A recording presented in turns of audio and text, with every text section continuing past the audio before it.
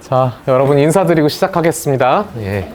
저는 문화교양학과에서 일하고 있는 이준석입니다. 여러분들 이렇게 반갑습니다. 만나 뵙게 돼서 반갑습니다. 이렇게 보니까 북부 고공뿐만 아니라 다른 많은 곳에서도 이렇게 어렵게 시간을 내서 와주셨는데 정말 감사하고요. 사실 이렇게 저녁 시간 툭 떼서 이렇게 나와서 공부하는 게 쉽지 않죠. 예, 다들 어려운 발걸음 하셨는데 제가 뭐래도 하나 좀 도움이 되는 그런 말씀을 드려야지 사실 여러분들의 은혜를 제가 갚는 건데 그렇게 할 수 있을지 좀 걱정입니다. 그래서 좀 부족하고 그러더라도 여러분들 그냥 그런가 보다 하고 이렇게 들어주세요. 예. 마이크를 잘 안 들리세요? 예. 제가 원래 마이크 쓰는 걸 별로 좋아하진 않는데 그래도 한번 해보죠. 어떠세요? 더 잘 들리세요? 예, 좋습니다. 그러면 여러분들 이 행사는요, 뭐냐면 글쓰기 특강이라고 듣고 오셨죠? 예. 그러면 우리 무슨 특강 그러면은 거기에 대한 어떤 비법 같은 거를 기대를 하고 오게 마련입니다. 혹시 그런 분 계세요? 예. 너무 많은데? 예. 저라고 뭐 그런 비법이 아니야, 없다고 있어요. 예, 있는데 하고 글쓰기라고 하면 이렇게 어떤 생각이 나요? 어렵다? 네. 주저 없이 그냥 어렵다? 네. 좋아요. 또 어렵고 재밌다. 어렵고 재밌다예요? 어렵지만 재밌다예요?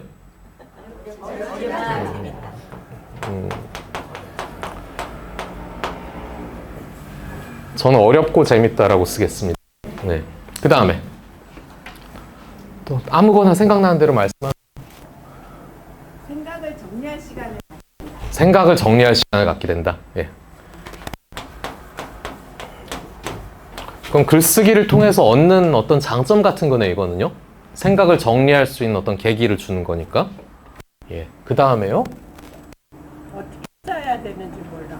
아, 그래서 막 그거는 내가 하고 싶은 대로 쓴다. 네. 그 짜임새가 어렵다. 예. 또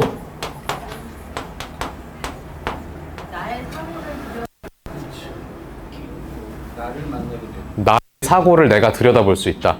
예. 지금 뭐 들장미소녀 캔디? 그럴 땐 얘기를 나누자. 거울 속에 나하고 이런 건가요? 예.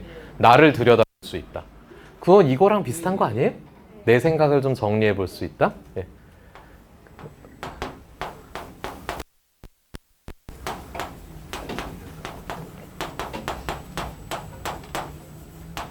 좋습니다. 말씀하시고 싶은 분들 계세요? 아니면은 글쓰기 하면 숨이 탁 차올라서 말할 게 생각이 안 나세요? 이렇게. 깊이 있게 예. 살짝 알았던 거를 예. 깊이 있게 알게 깊이 있게 감사. 예, 깊이 있게 알게 돼서 감사하다. 어떤 때? 글쓰기를 잘할 수 있다면. 글쓰기를 하면 예. 더 잘 알게 된다. 예, 좋습니다. 예, 잘 못 들었어요. 글을 쓰다 보면 글이 산으로 가요. 글이 산으로 간다? 예. 예. 산으로 간다. 바다로 보낼까요? 내가 가라고 하면 막 가요? 내 말 들으면 그 좋은 글이죠. 예. 그 다음에 어휘 얘기도 하셨는데, 어휘 얘기 누가 하셨죠? 어휘 선택이 어렵다. 예. 그냥 우리가 보통 카톡 같은 데다 쓰는 말로 하면 어때요? 그러고 싶죠? 근데 이게 전달이 안 돼요, 그러면은. 특히 글에서는. 그죠? 어휘 선택.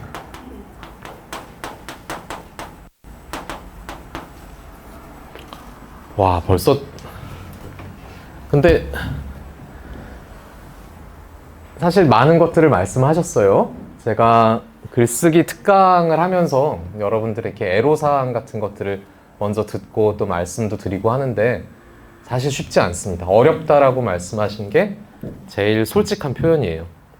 글은 저도 어렵습니다. 저는 글쓰기를 업으로 삼은 사람이에요. 그래서 저의 일들, 저의 성과 이런 것들은 전부 다 논문이라든가 저술 이런 형태로 글쓰기가 돼서 심사도 받고 판정도 받고 그렇습니다. 근데 아직도 저도 힘듭니다. 앞으로 더 나아질까 하면은 잘 모르겠어요. 하지만 희망은 있어요. 왜 그럴까요? 이게 다른 어떤 분야보단 좀 나아요, 그래도. 한번 우리 비교를 해볼까요? 수학. 여러분 여기 수학 좋아하시는 분 계세요? 네. 수학을 보시면 하고 쉽잖아요. 안 그래요? 그건 수학이 아니에요. 그냥 문풀이고 공식을 만들어내는 게 수학입니다. 주어진 공식대로 푸는 건 그건 어렵지가 않아요. 근데 이제 여러 가지 상황과 어떤 이런 관계 속에서 공식을 추론해내서 그게 어디서도 맞아 떨어지는 그런 공식을 만들어내는 게 어렵죠. 그쵸? 사실 수학 같은 경우는 여러분들 다들 울렁증이 있으실 거예요. 알레르기가 좀 있으실 거예요. 근데 그런 경우는 그냥 그건 원래 그런 거다라고 생각하시면 돼요. 왜? 수학의 천재들은 따로 있어요.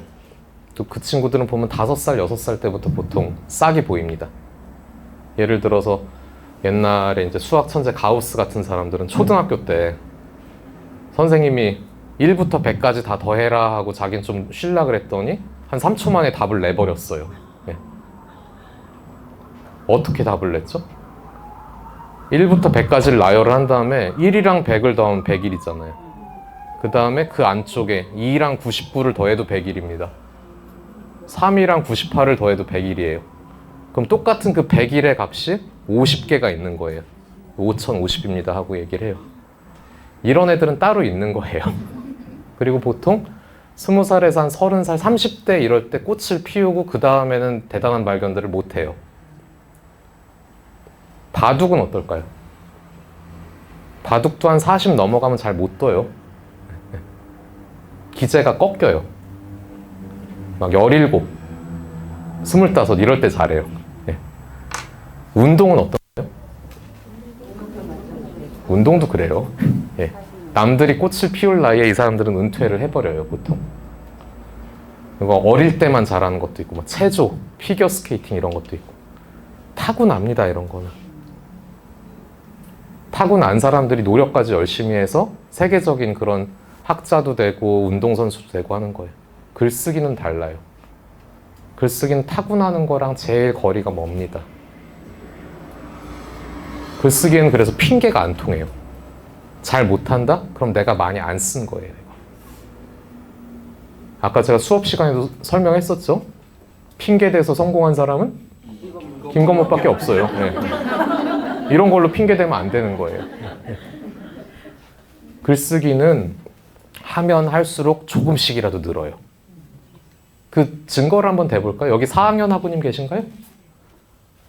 어때요? 1학년 때 과제물 한번 집에 가서 읽어보세요. 어떤 마음이 듭니까? 완전히 다르죠. 내가 지금 쓰라면은 내 발가락만 갖고도 이거보단 잘 쓰겠다 이런 생각이 막 들죠. 그죠? 예. 그만큼 발전하셨다는 얘기예요. 왜? 나한테 재능이 있어서? 아니요. 쓰다 보니까. 매 학기마다 일정 분량의 글쓰기들을 하다 보니까 이게 여기까지 또 온 거예요. 네.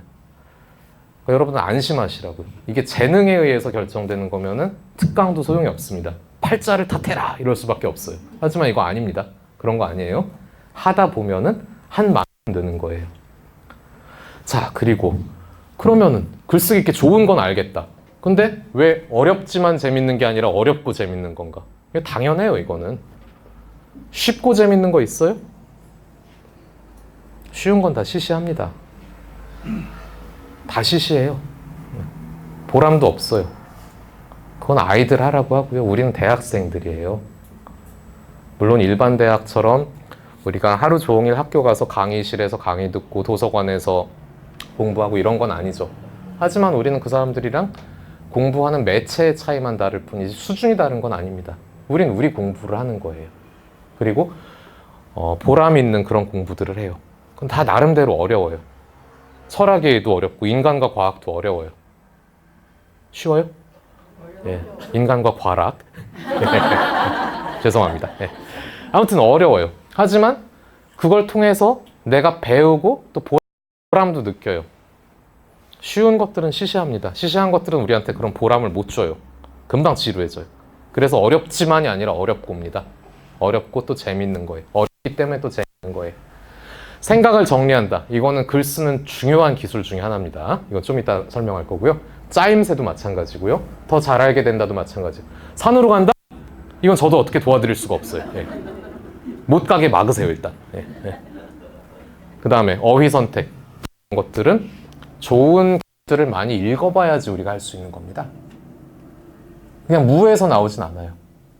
모범이 될 만한 좋은 글들을 많이 읽어보고 거기서 아 이런 상황에선 이런 표현을 쓰는구나 라는 걸 우리가 배워가는 수밖에 없어요. 일단은 교재를 보시고요. 교재 이제 챕터 끝 보면은 거기에 이제 읽을 만한 참고 문헌들을 또 소개를 하잖아요. 그런 것들만 많이 읽어도 우리 표현, 어휘력 이런 것들은 훨씬 더 좋아질 겁니다. 자, 많이 길었습니다.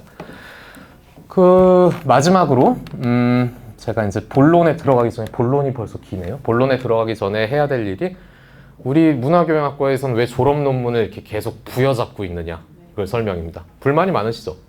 예. 어느 정도로? 많이. 예. 졸업 논문 부담되시는 거 알아요. 그리고 다른 학과에서는 점점 더 없애가는 추세입니다. 그래서 지금 우리 방송대 전체에서 그 졸업 논문을 아직 유지하고 있는 학과는 한 3개 정도밖에 안 된다고 알고 있어요.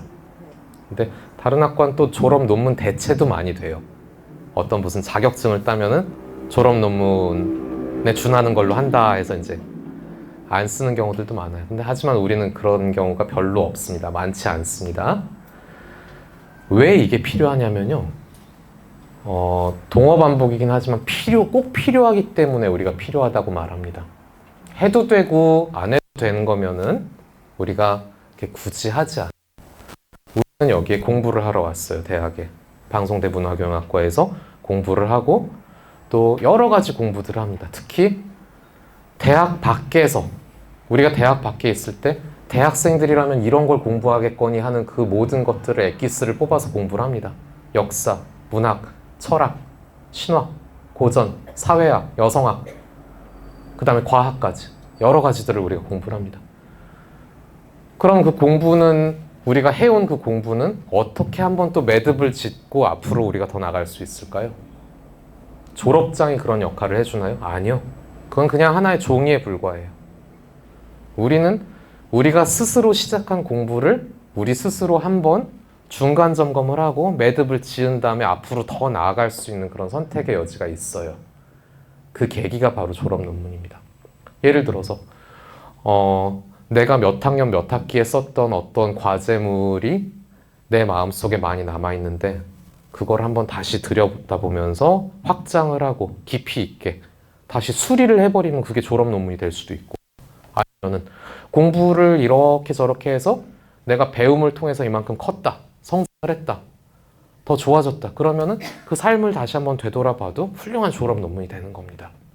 여러 가지 선택의 기준들이 있어요. 하지만 반드시 필요하다고 제가 말씀드리는 이유는 우리가 한번 스스로 중간 점검을 하고 앞으로 또 나가야 되기 때문이에요. 공부는 끝이 없잖아요. 우리가 졸업을 한다고 해서 우리 공부가 다 끝난 건 아니죠. 그쵸? 아니에요? 네. 우리 문화교양학과는 졸업식은 있어도 졸업은 없습니다. 네. 안 시켜줘요. 네. 다 이렇게 끌고 와요 또. 네. 그래요. 그런 어떤 계기로서 우리 졸업 논문은 반드시 필요합니다. 만약에 그게 있어도 그만 없어도 그만인 거면은 다른 좋은 대학들에서 세계의 많은 좋은 대학들에서 먼저 폐지했을 겁니다. 납득을 해주시기 바랍니다. 자, 그러면 글쓰기 어떻게 하느냐? 이거 되게 어려운 일이에요. 과제 글쓰기가 많죠. 그 다음에 졸업 논문도 있고 한데 말은 참 쉬워요. 우리가 이거를 그냥 말로 설명한다거나 일기에 쓴다거나 아니면 친구랑 뭐 톡을 한다거나 한 건 참 쉬운 일이에요. 좀 적당히 두서 없게 써도 이 얘기했다 저 얘기로 잠깐 넘어간다고 해도 큰 흠이 안 돼요. 왜? 그냥 그렇게 사람들이 말하니까. 하지만 글은 그렇지 않습니다. 글은요, 여러분들이 전혀 모르는 다른 제3자가 봐도 납득이 가야 돼요. 여러분 손을 일단 떠난 이상 여러분만 알고 있는 그런 감정의 표현이라든가 여러분만 알고 있는 그런 지시사 같은 것들, 이런 거를 남발하면 그건 좋은 글이 아닙니다. 먼저 좋은 글이 되려면은 이걸 읽으면은 무슨 얘기구나 라고 이제 먼저 읽는 사람 입장에서 납득이 돼야 됩니다. 그럼 이 얘기했다 저 얘기했다 이 얘기했다 저 얘기했다 해서 결론이 막 이상한 대로 흐르면 안 되겠죠. 그런 거를 논지 설정을 잘하라는 겁니다. 말하고자 하는 것, 그것을 논점이라고 불러요. 그 논지를 잘 설정을 하는 거예요. 그러면은 내가 이 논점에 대해서 이야기하겠다, 글을 쓰겠다 하면은 이 논점을 어떤 주장을 통해서 내가 펼쳐나가겠다라는 그 계획을 세워야 되잖아요. 그쵸? 그거는 비교적 쉽게 떠올라요. 하지만 주장만 있으면 되나요? 남들이 설득 당하겠어요? 합당한 근거가 있어야겠죠. 그게 제일 어렵습니다. 내 주장을 믿을 만한 것, 알아들을 만한 것으로 만들어주는 그런 근거들이, 논거들이 필요합니다. 그것들을 모으는 작업 매우 중요합니다. 사실 이게 다예요, 글쓰기는.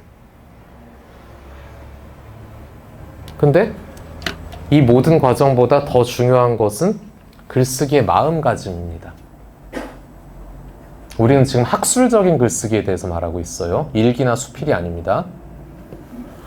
과제물이나 논문 같은 학술적인 글쓰기에 대해서 말하고 있어요. 이 글쓰기를 처음부터 끝까지 컨트롤하는 가장 중요한 마음가짐은 바로 비판적인 사고예요. 우리는 평소에 일상생활에서 말을 하면서 비판이랑 비난을 잘 구별을 안 합니다. 그래서 넌 이렇게 비판적이냐? 그러면은 비난을 일삼는 사람한테 그렇게 말을 하죠. 하지만 지금 제가 말하는 비판적이라는 것은 그 비난의 의미랑은 좀 다르고요. 검토라는 의미라고 생각을 하시면 돼요. 이거의 반대말은 뭐냐면요. 무비판이라는 게 있겠죠. 무비판적인 사고. 이거는 뭐죠? 그냥 남이 맞다니까 그냥 맞는 줄 알고 쓰는 거예요. 그 다음에 위에서 시키면 그냥 시키는 대로 쓰는 거예요. 자기의 어떤 판단과 숙고와 검토가 개입될 여지가 전혀 없는 거죠. 4대강이 그렇게 만들어지는 겁니다. 위에서 시키면 그냥 하는 거예요. 그러면은 인간의 영혼에는 어떤 양심이나 이성 이런 것들이 깃들어야 되는데 거기에 막 시멘트 같은 것들이 막 들어차는 거예요. 그 순간 우리는 인간이 아닙니다. 우리는 무생물이 되고 어떤 축생 같은 게 되는 거예요. 아까 제가 수업 시간에도 말씀드렸지만 소크라테스가 제일 값어치 있게 두던 게 뭐예요? 검토하는 삶이죠? 숙고하고. 바로 그런 게 우리 글쓰기에도 원칙이 돼야 되는 겁니다. 그럼 이 비판과 검토의 잣대, 이게 얼마나 제대로 된 말인가, 제대로 된 주장인가, 이건 어떤 흠이 없는가, 근거는 확실하게 잡혀져 있는가라는 이 검토의 잣대, 이건 누구를 향해야 하죠? 먼저 나 자신이에요. 내가 글을 쓰면서 글 쓰고 있는 그런 주장과 근거를 쓰고 있는 나 자신을 향해서 너 얼마나 잘하고 있나, 너의 주장이 얼마나 합당한가, 그 근거가 얼마나 합당한가 되돌아보는 작업. 아까 말씀하셨죠? 나를 들여다보고 내 생각을 정리한다. 이게 바로 그거예요. 그러면 그 과정을 통해서 내 주장과 근거들을 조정을 하다 보면은 그 작업이 잘 되잖아요? 그러면 나와 반대 입장을 가진 사람들까지 설득이 가능해요, 이거는. 물론 그 사람들의 감정까지 설득할 수 있는지는 나중 문제지만 최소한 이성적인 설득은 가능합니다. 그렇게 다듬어진 내 주장과 내 근거는 누구와도 나눌 수 있는 유익한 그런 글이 됩니다. 거기서 설령 그 비판적인 검토를 통해서 내 생각이 틀렸구나, 많이 모자라구나 해도 상관없어요. 오히려 그건 더 좋은 거예요. 왜죠? 거기서 틀렸다고 지적받고 깨져나가는 거는 내 인생이 아니라 내 아집, 내 편파적인 사고 이런 것들입니다. 내 무비판적인 사고 이런 것들이 깨져가는 거니까 내 생각은 점점 더 정교하고 더 합당하게 다듬어지는 거예요. 그건 나한테도 큰 이득입니다. 생각을 정리하고 나를 더 발전시키는 그런 과정이에요. 그러면은 2단계까지 왔으면은 남들의 글도 비판적으로 바라볼 수가 있어요. 먼저 나를 도마 위에 올려놓고 잘한 다음에 그러면은 어떤 한 주제에 대해서 이렇게 주장하는 사람의 책도 있고 저렇게 주장하는 사람들의 책도 있고 할 거 아닙니까? 그러면은 모든 면에서 검토할 수 있는 모든 면에서 그 주장들을 한번 살펴보세요. 어떤 때는 찬성하는 입장에서도 한번 보셨다가 반대하는 입장에서도 한번 보셨다가 그래서 객관적인 거리를 두고 내 감정은 좀 뒤로 한 채 객관적인 거리를 두고 글들을 비판적으로 검토를 해보는 겁니다. 그러면은 강점과 약점이란 게 나와요. 거기서 좋은 점들을 추리고 또 약점들을 또 이렇게 빼내고 하면은 내 생각의 근거로 차용하기에도 괜찮은 그런 논거들이 나오겠죠. 예상치 못했던 좋은 해결책이 나올 수도 있어요. 다른 게 창의가 아니에요. 우리 창의적인 글쓰기 이런 얘기를 많이 하는데 창의라는 게 이렇게 새로운 뜻을 만들어내는 작업들이에요. 이런 비판적인 사고와 검토야말로 창의적인 결과를 이끌어낼 수 있는 제일 좋은 확실한 방법입니다. 사실 이 비판적인 사고와 검토의 과정은 아주 귀찮고 고단한 일이에요. 나를 들여다본다 그랬죠? 내가 똑바로 하고 있는지, 내가 똑바로 생각하고 있는지, 내 말이 합당한 귀결로 계속 가고 있는지 그거를 옆에서 또 다른 나 자신이 계속 들여다봐야 될 거 아니에요. 이거 고통스럽죠, 이게. 귀찮죠. 하지만 그게 안 되면 뭐가 된다? 나 말고는 아무도 알아들을 수 없는 그런 글이 돼버려요. 그런 글을 우리가 시간과 정성을 들여서 쓴다는 거는 곤란하죠. 글은 남과의 소통이에요. 그리고 가장 정성스러운 소통이에요. 많이 다듬어내서 남들도 누가 읽어도 읽을 수 있을 만한 그런 것들을 뽑아내는 거니까 굉장히 정성스러운 그런 소통이에요. 이런 거를 하다 보면은 사실 모든 면에서 검토를 해보니까 더 잘 알게 되는 그런 장점이 당연히 있는 거고 어렵기도 하고 재밌기도 한 거고 산으로는 안 갈 거고요. 우리 비판적인 검토를 멈추다 보면은 산으로 또 금방 가게 돼 있습니다. 네. 자, 그 다음에 어머나 시간이 많이 남진 않았네요. 그럼 그 마음가짐의 준비가 되고 일단 글을 쓴다고 한번 우리 쳐보죠. 그러면은 1단계 무엇보다도 의사 전달이 잘 돼야 됩니다. 글은 이렇게 읽히고 똑같은 글이 저렇게도 읽히고 하면 안 돼요. 무슨 얘기죠? 이거는 기본적으로 논술이에요. 학술적인 글쓰기는 문학이 아니에요. 시 쓰는 게 아니에요.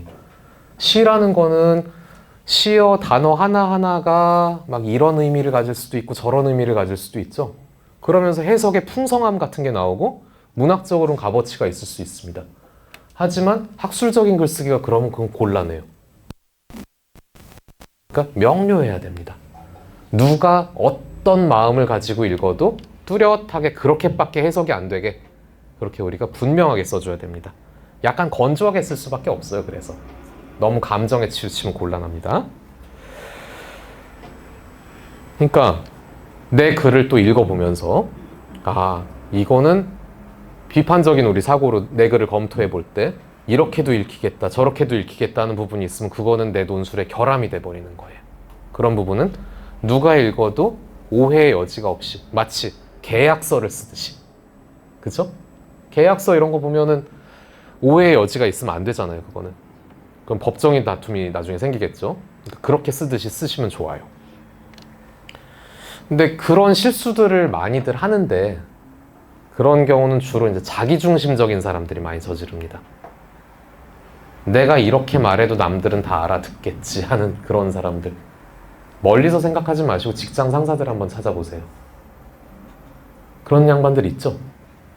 없어요? 미소를 지으시는데 자, 머릿속에 있는 내용을 아무렇게나 말해도 남들이 잘 알아서 알아들어 주겠지라고 생각하는 그런 사람들이 있어요. 이거는 어린이들이 그렇습니다. 저희 둘째가 지금 유치원에 다니는데 요새는 좀 많이 나아졌는데 작년까지만 해도 저한테 전화를 해요. 그래서 아빠 그러면 저도 반갑잖아요. 그럼, 그래 내가 오늘 유치원에서 이렇게 했는데 그게 저렇게 돼버렸어. 끊어 이따가 봐 하고 딱 끊습니다. 어떻게 하라고 나보고. 근데 저희 아이 마음에는 내가 이렇게 설명하면은 아빠가 다 알아듣겠지라는 그런 마음으로 이렇게 전화를 한 거겠죠. 근데 우리는 이제 어른들이잖아요. 그렇게 글 쓰면 안 돼요. 명확하게, 명료하게 써주셔야 됩니다. 네. 그래도 나는 내 머릿속에 있는 걸 남들이 그냥 알아줄 것 같다라고 하면 저는 이렇게 글쓰기 권하지 않고요. 이렇게 5, 6세용 퍼즐 같은 거 권하겠습니다. 여기엔 그런 분들 안 계실 거라고 생각해요. 그 다음, 이런 과정들이 아무리 잘 이루어져도 명료하게 글을 쓰고 명료하게 근거를 대고 하는 게 아무리 잘 이루어져도 주장의 내용이 적절치가 않으면 그건 아무 소용이 없는 거예요. 그쵸? 예를 들어서 애써서 결론을 내렸는데 그게 지금까지 말한 내용과 한참 멀리 떨어져 있는 내용이라든가 아니면은 결론을 딱 잘 내리긴 했는데 중간에 본론에 나오는 근거들이 결론과 별 상관없는 것들이 막 나열이 돼 있어요. 그럼 그거는 글쓰기에서 실격입니다. 직장에서 어떤 보고서 같은 거를 쓴다고 한번 생각을 해보세요. 그러면은 뭐 팀장이나 위에 어른들이 이거를 잘 알아듣게끔 막 프레젠테이션을 만들 거 아닙니까? 그러면 적재적소에 근거를 넣고 또 결론도 거기에 맞는 결론을 넣잖아요. 글쓰기도 크게 다르지 않아요. 나는 당신을 설득하고 싶습니다라는 마음가짐으로 그 내용들이 일관적으로 가야 돼요. 주장과 근거들이. 그래서 결론도 끝까지 벗어나질 말아야 됩니다.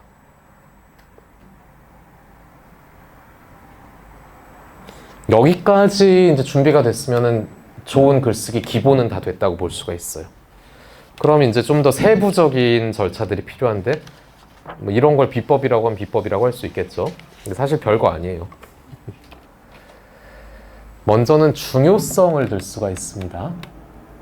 내가 어떤 글을 쓸 때 명료하게 썼고 일관되게 주제도 잘 이끌었고 그 다음에 주장과 근거도 잘 썼어요. 그러면 일단 좋은 글의 기본은 된 거예요. 그런데 이 사람이 다루고 있는 그 주제가 하나도 안 중요해. 얘기 하나 많아인 것이에요. 그런 주제라면은 애써서 글쓰기보다는 한량들 술자리 같은 데서 그냥 얘기하고 마는 게 나아요. 이래도 그만 저래도 그만인 주제는. 논제라는 거요. 우리 글쓰기의 어떤 주제가 되는 거는 그만큼 중요한 것이어야 돼요. 그래야지 내가 시간과 정성을 들여서 책도 읽고 자료도 모으고 해서 정성스럽게 글을 쓸 만한 그런 값어치가 있는 것이어야 돼요. 이상한 데다 우리 힘 빼면 안 됩니다. 중요한 것을 택해서 그 중요한 것을 논제를 삼아서 글을 쓰자는 말이에요. 물론 저희들은 이제 글쓰기 과제나 어떤 졸업 논문 주제 같은 건 다 그만한 중요한 주제들을 드려요. 거기서 선택하시라고 드리는데 꼭 이거 말고 향후에 이제 다른 글쓰기를 하신다고 하더라도 이건 잊으시면 안 됩니다. 그때는 남이 던져준 주제가 아니라 내가 주제를 알아서 정해야 될 때가 오니까요. 그때는 중요한 얘기들을 하시면 됩니다. 그 다음에 두 번째, 중요성 다음에 충분성이라는 게 있어요. 이건 뭐냐면요. 내가 어떤 주장을 하는데 필요한 내용이 빠짐없이 충분히 다 고려가 되어 있는지 한번 살펴보는 일입니다. 옷으로 치면 옷을 다 지어놓고 구멍이 어디 안 나 있는지 이런 걸 보는 거예요. 충분하게 다 곳곳에 모든 것들이 다 잘 배치가 되는지 살펴보는 일입니다. 굉장히 꼼꼼해야 되는 작업이에요. 그러면은 그 다음 단계 중요성, 충분성이 있으면 공정성이라는 것도 있어요. 반대말로 우리 뭐 편파성 이런 것도 생각해 볼 수 있겠죠? 예를 들어서 우리 뭐 내로남불 이런 거 있잖아요. 그럼 우리를 이중잣대라는 표현으로 쓰는데 자신에게 적용하는 잣대와 남들에게 적용하는 잣대가 좀 선별적으로 다를 때 그런 말 쓰죠. 근데 뭐 내로남불이란 말이 요새는 그걸 다 대체를 해버렸습니다. 만일에 글을 쓸 때 자신한테만 유리한 주장 이런 것들만 잔뜩 써놓고 딱히 근거도 없이 자의적으로 그렇게 글을 풀어나갔으면은 그 글은 다른 부분이 아무리 세련돼도 공정성 면에서 실격이에요. 절대 좋은 글이 아니에요. 제가 아까 뭐라 그랬죠? 나랑 반대 입장에 있는 사람의 고개도 끄덕이게 만들어줘야 돼요. 그러려면은 글이 공정해야 됩니다. 나와 반대 입장에 있는 사람들도 부인할 수는 없는 그런 근거들을 댄다면은 그 점에서는 이제 공정한 그런 글이 되겠죠. 그러면은 남들과 소통할 수 있는 자격을 갖춘 그런 글이 됩니다. 안 그러면은 뭐 신앙 간증 같은 게 돼버려요. 약간 나와 내 편인 사람들만 고개를 끄덕일 수 있는 그런 글이 돼버려요. 그런 것들은 학술적인 글쓰기로는 어울리지 않습니다. 또 글을 처음부터 끝까지 쭉 봤는데 그 논의를 전개하는 과정에서 어떤 모순이 없고 일관되게 그 논지가 전개가 돼 있으면은 논리성이 확보가 돼 있다고 볼 수가 있어요. 이거는 학술적인 글쓰기에서 굉장히 중요한 부분입니다. 논리를 비약하지는 말아야 됩니다. 아까 제가 어렵고 재밌다, 어려우니까 재밌다, 어렵지만 재밌다, 이거 다 다른 얘기거든요. 그런 연결 같은 것도 잘 생각을 해보셔야 돼요. 이게 원인과 결과인지, 아니면 역접으로 가야 될 건지, 아니면 순접으로 가야 될 건지, 글 전체 이런 맥락 같은 걸 잘 또 따져보셔야 됩니다. 그럼 여기서 더 나아가서 진짜 좋은 글쓰기가 되려면, 최고급의 글쓰기가 되려면 뭐가 필요한가? 그거는 이제 독창적인 글쓰기예요. 이게 제일 어려워요. 남들도 다 쓸 수 있는 걸 왜 내가 써야 되나 이런 고민이 들 때가 있죠. 이런 번민하는 나 자신을 납득시키기 위해서 나는 독창적인 글쓰기를 해야 됩니다. 근데 그런 글을 우리는 또 이제 창의적인 글이라고 우리가 부르는데, 아까도 제가 창의를 얘기를 했지만 또 이제 논의가 창의로 돌아왔죠. 여러분들은 창의성 이런 말 들으면, 독창성 이런 말 들으면 뭐가 생각나세요? 새로운 것을 생각해내요. 뭔가 새로운 것? 아니면 기발한 것? 튀는 기발함. 근데 그건 창의성이 아니에요. 기발함 같은 거는 뭔가 튀고 이런 것들은 창의로 우리가 많이 착각을 하고 살지만 그렇진 않습니다. 이건 창의랑은 전혀 무관한 거예요. 이 독창성, 창의성은 독창성과 창의성을 목표로 얻어지는 그런 속성이 아닙니다. 어떨 때 생기는 거냐면요, 내가 논의하고 싶은 어떤 주제가 있죠. 그럼 그 사태의 본질이 뭐냐를 항상 생각을 하는 거예요. 그쵸? 핵심, 본질을 파악하려는 그 노력에서 독창과 창의가 나오는 거예요. 보통 사람들은 그냥 알아듣기 쉽게 그 겉표면만, 피상적인 것들만 매끄럽게 이제 PPT 한 3줄 정도로 정리하고 끝나는 경우들이 많아요. 그런 글들은 알아듣기 쉬운 글은 될 수 있지만 절대로 창의적인 글은 나올 수가 없습니다. 절대 독창적인 글이 나올 수 없어요. 독창적이다, 창의적이다 하는 건요, 사태의 본질까지 들어가 본 사람만 할 수 있는 얘기예요. 이 문제의 진짜 쟁점이 뭐냐, 이 문제의 핵심이 뭐냐라는 거를 읽어보고 생각하고 읽어보고 생각하면서 파고 들어간 사람들만 할 수 있는 얘기예요. 예. 그러면 그 사태의 핵심에 이제 도사린 어떤 본질 같은 게 있겠죠. 그거를 파악을 해내서 이 문제의 핵심은 뭐다, 그래서 이렇게 접근해야 된다라고 말할 수 있으면은 그게 바로 창의적이고 독창적인 그런 글이 되는 겁니다. 그런 사람들만 해결책을 제시할 수가 있어요.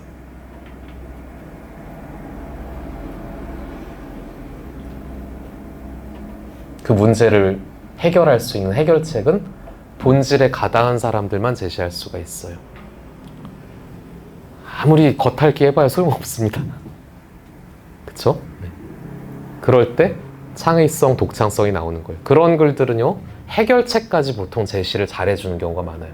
혹은 해결이 안 되지만 어떤 방식으로 접근해야 우리가 이 문제를 올바로 이해할 수 있다라는 그런 점들은 제시해주는 경우가 많아요.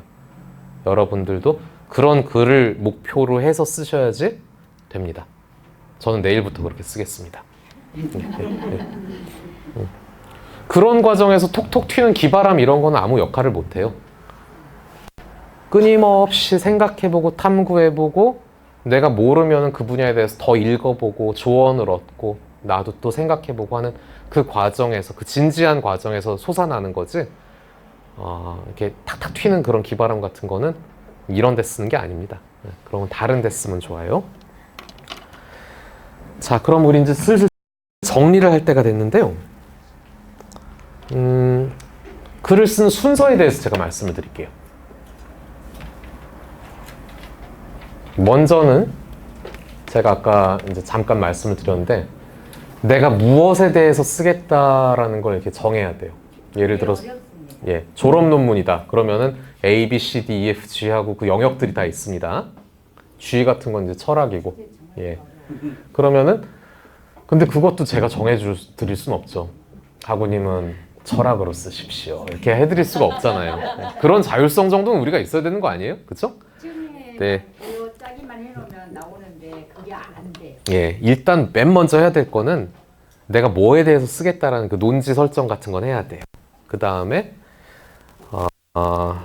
개요를 좀 짜야겠죠. 글의 얼개를 좀 짜야겠죠. 네. 그리고 어떻게 짜든 간에 내 글의 모든 요소는 논지를 중심으로 한치의 어긋남도 없이 돌아간다. 기계의 톱니바퀴처럼. 그런 마음가짐이 있어야 됩니다. 그러니까 딴 얘기를 하면 안 돼요.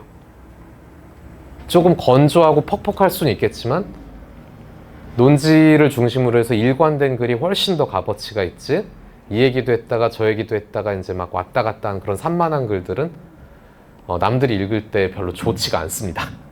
그만큼 설득력이 떨어져요. 이 얘기도 하고 싶고 저 얘기도 하고 싶으면 그 글을 2개를 쓰시면 돼요. 졸업 논문 2번 쓰세요 그러면. 좋습니다. 그리고 이제 그 논지를 설정을 했으면은 그 참고문헌 같은 것도 있을 거 아니에요? 우리 교재에도 참고문헌 같은 거 많이 나오고, 또 이제 논문 쓸 때는 교수들이 또 피드백을 줍니다. 어떤 참고문헌을 읽으면 좋을까요? 하면 이런 글들 읽어보시고 저런 글들 읽어보세요 하고 이렇게 답을 드려요. 요새가 그거 하는 기간이에요. 논문 계획서 지도 기간이에요. 저도 아까 이제 그걸 하다 왔는데, 그러다 보면은 그 문제에 대해서 여러 가지 해석과 주장들을 여러분들이 접하시겠죠. 마음이 끌리는 게 있을 거예요. 그 중에. 여러분들이 거기서 학계를 뒤집어 놓을 만한 새로운 학술적인 주장은 안 하셔도 괜찮아요. 그런 글들은 세계 제1의 대학의 최고급 학생들, 박사과정 학생들도 몇십 년에 한 번씩밖에 못하는 것들이에요. 여러분들에게 그런 거를 요구하는 건 아닙니다. 대신에 이분이, 이 학우분께서 이 문제에 대해서 얼마나 많이 읽고 노력을 하셨는가, 그것만 봅니다, 저희들은. 이렇게 많이 읽고 공부하시기를 저희는 이제 격려를 해드리는 거니까 그 부산물로 이제 글을 저희는 바라는 거예요. 그런데 어떤 특별한 그런 해석과 주장에 내 마음이 끌리는 건 어쩔 수가 없습니다. 하지만 내가 거기에서 찬성을 하고 어떤 입장에 대해서는 반대를 하게 되잖아요. 그러면은 그럴 때 내 찬성과 반대는 얼마나 합당한가를 내가 또 나 자신을 살펴봐야 돼요. 그게 뭐라고요? 비판적 사고, 검토. 만일에 51대 49로 이제 팽팽하다. 그럴 때는 51을 택해 주세요. 더 나은 근거가 요만큼이라도 있는 쪽을 택해 주세요. 그게 참 어렵습니다. 하지만 논리적이고 공정한 글이 나오려면 또 그렇게 하는 겁니다. 그런데 뭐 글의 형식 같은 거는 다양한가요? 하면 또 그렇진 않아요. 그냥 옛날부터 검증되어 온 세 덩어리를 씁니다. 뭐죠? 서론, 본론, 결론이에요. 그게 학술적 글쓰기의 전부예요. 서론은 뭐 들어가는 말 이렇게 쓰셔도 되고, 결론은 뭐 나오며 마치며 이렇게 해도 상관없어요. 근데 이렇게 이제 문을 열고 들어가는 어떤 서론이 있어야 되고, 중간에 논의 전개를 중심적으로 하는 그 본론이란 게 몸통이 있어야 되고, 그거를 정리해서 다시 한번 요약하는 결론이란 게 있어야 되는 거는 그거는 부인할 수가 없습니다. 이 형식을 벗어나면은 학술적 글쓰기로 인정받기가 좀 곤란해요.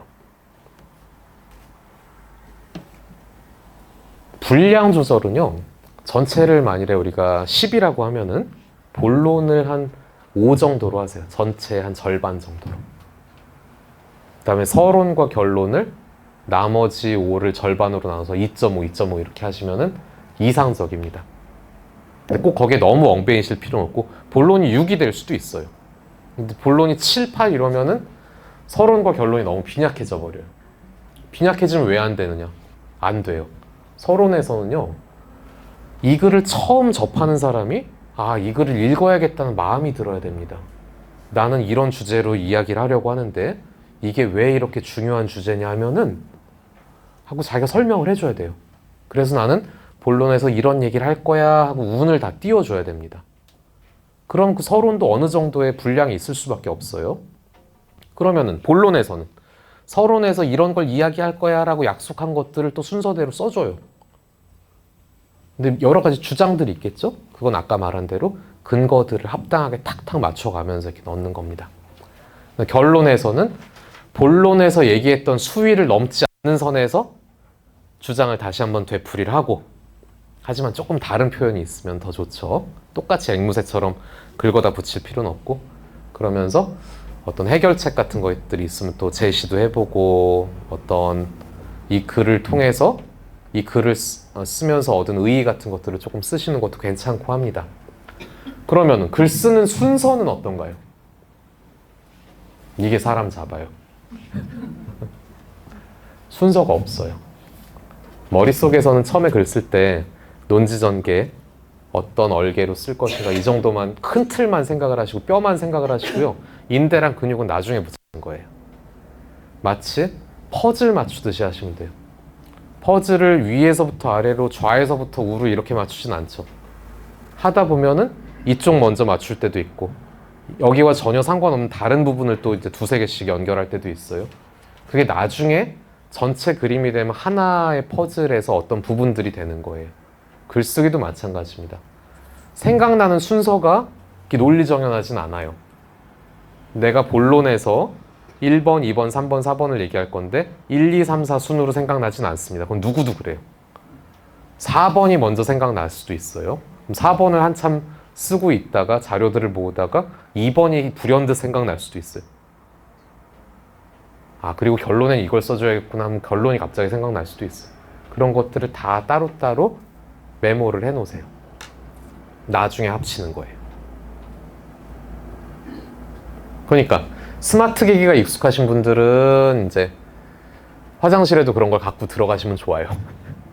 왜냐하면 그런 생각들은 다림질 하다가도, 빨래를 개다가도, 장을 보다가도, 아니면은 일일 연속극을 보다가도 갑자기 생각이 나는 거니까 언제든지 이렇게 그 생각들을 잊어버리지 않게 좀 써놓으시는 게 필요합니다. 스마트 기기가 익숙하지 않으면은 수첩 같은 거는 좀 갖고 계시는 게 좋죠. 써놓을 수 있도록. 그런 걸 나중에 보시고 다시 이제 글을 쓸 때 뭐 서론 파일 같은 거 하나 따로 만들고, 한글이나 엑셀, 그 워드 같은 데서 본론 파일 같은 거 하나 만들고 해서 그 자기가 들어갈 자리에다 하나씩 넣어주면 됩니다. 글 쓰는 순서는 굉장히 그래서 비논리적일 수도 있어요. 하지만 이런 것들을 나중에 이제 재조합하는 거는 여러분들의 어떤 지휘가 겁니다. 그래서 짜임새도 너무 걱정 안 하셔도 돼요. 생각나는 순서대로 그냥 쓰시면 돼요. 나중에 그것들을 잘 맞추면 됩니다. 그리고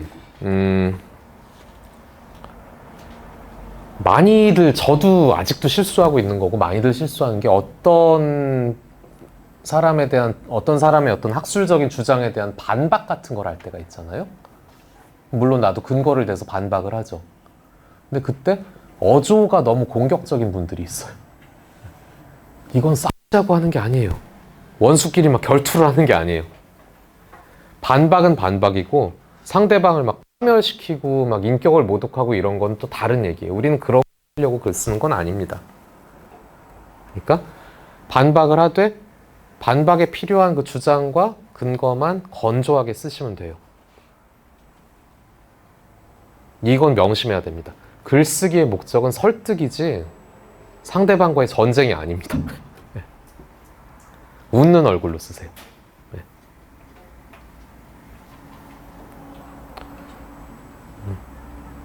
어떤 학우님들은 막 격정에 못 이겨서 본론에서 이 정도 수위로 얘기했는데 결론에서는 내가 지금 막 분이 넘쳐갖고 말이야. 그래서 수위를 막 끌어올려갖고 결론에서는 막 성토대회 같은 걸 여시는 분들도 있는데 그것도 곤란합니다. 좋은 결론은요, 본론에서 이미 예상이 돼야 돼요. 본론에서 이렇게 얘기했으니까 결론에선 이 내용들을 적당히 요약을 하고 끝내겠구나라는 그런 예상이 돼야 되는 겁니다. 상대방을 당혹시키는 글은 좋은 글이 아니에요. 예.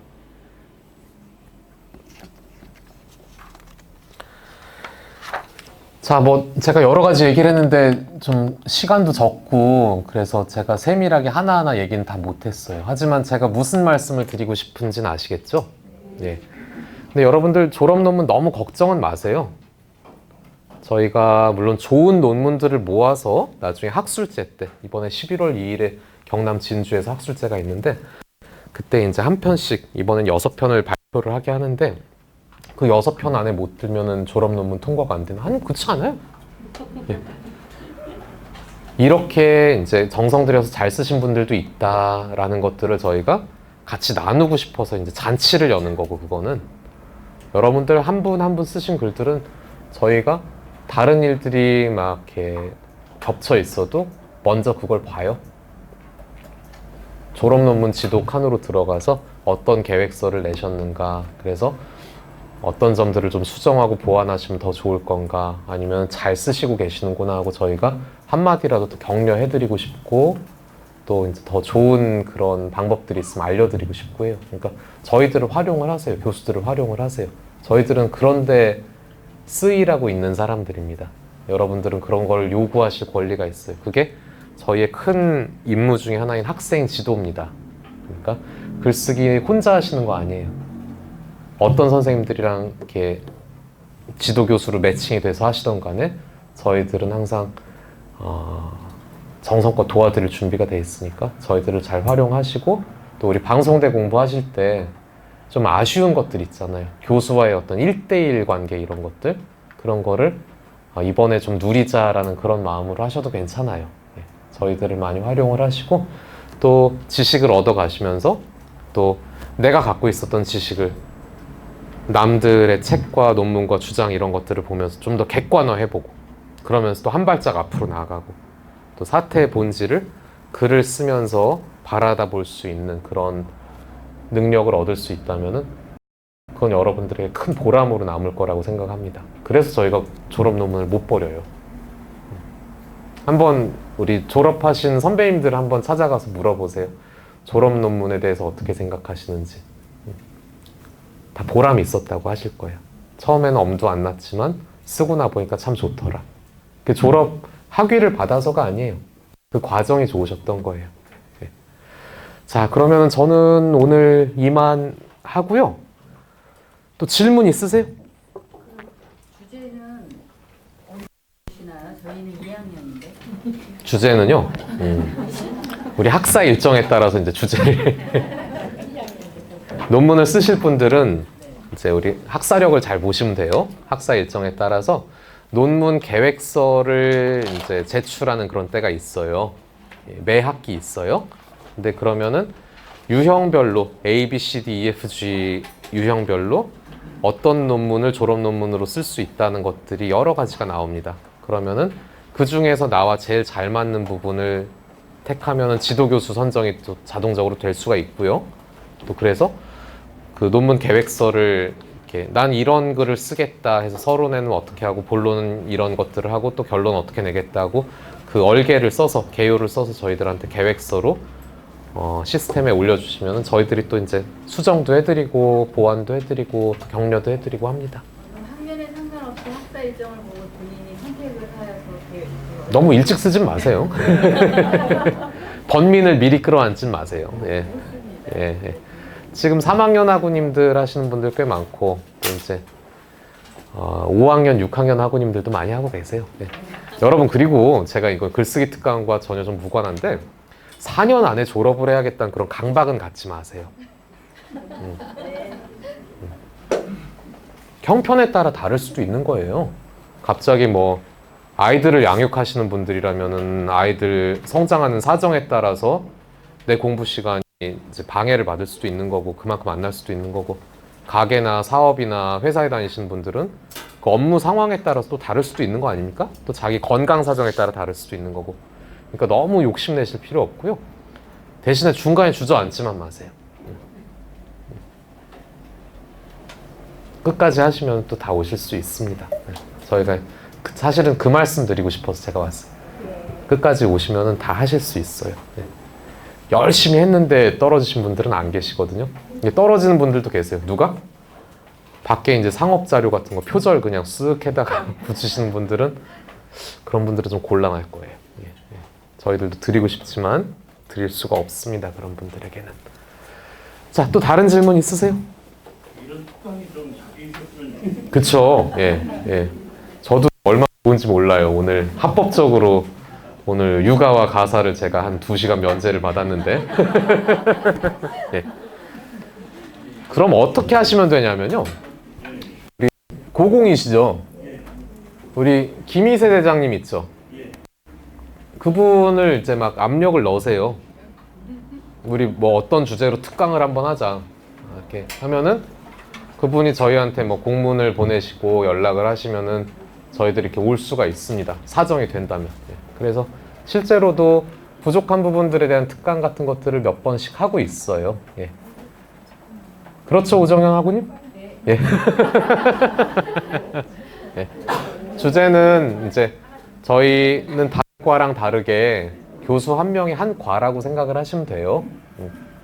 영역들이 다 다르니까 어떤 특정한 부분에 대해서 글쓰기도 좋고, 또 글쓰기는 이제 좀 보편적인 거고, 뭐 한국사, 뭐 서양사, 뭐 여성학 이런 것들 다 좋으니까 여러분들이 듣고 싶은 것들을, 먹고 싶은 반찬을 고르는 마음으로 이렇게 신청을 하시면 됩니다. 그럼 저희들은 또 이렇게 달려오겠습니다. 여러분 감사합니다.